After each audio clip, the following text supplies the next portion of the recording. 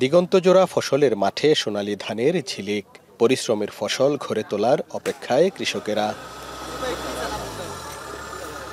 অগ্রহায়ণের প্রথম দিন ময়মনসিংহের চোরখাইয়ের চকনজু গ্রামের মানুষের জন্য দিনটি একটু অন্যরকম আনন্দের।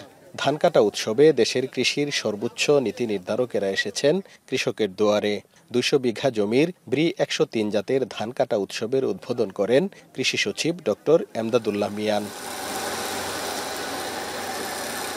নতুন জাতের এই ধান আবাদ করে বিঘাপ্রতি ২৫ মণ ফলন পেয়েছেন কৃষকেরা। নতুন ধান ঘরে তুলতে পেরে খুশি তারা। নতুন ধান পায়া অবশ্যই আমরা খুশি। আগে তো আমরা অগ্রহণ মাস আইলেই কত আনন্দ খুশি করতো, সবার বাড়িতে পিঠা চিরা করতো।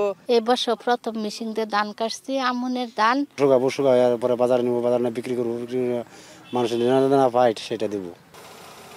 এদিকে শ্রমিকের সংকট ও উচ্চ মজুরির কারণে এখন হারভেস্টার মেশিনে ধান কাটায় আগ্রহ বাড়ছে কৃষকদের। চাহিদা অনেক বেশি। মেশিন দিয়ে মনে করেন যে ধান মানুষ সিরিয়াল দিতেই পারি না। এদিকে কৃষক যাতে ন্যায্য মূল্য পায় সেজন্য আগের চেয়ে বেশি দামে সরকারিভাবে ধান চাল সংগ্রহ শুরু হয়েছে বলে জানান কৃষি সচিব।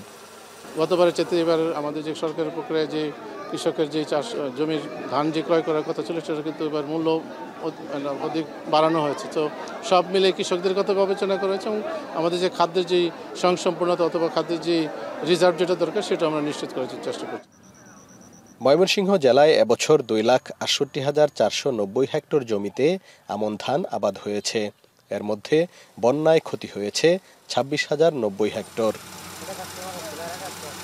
হারুনুর রশিদ, এখন ময়মনসিংহ।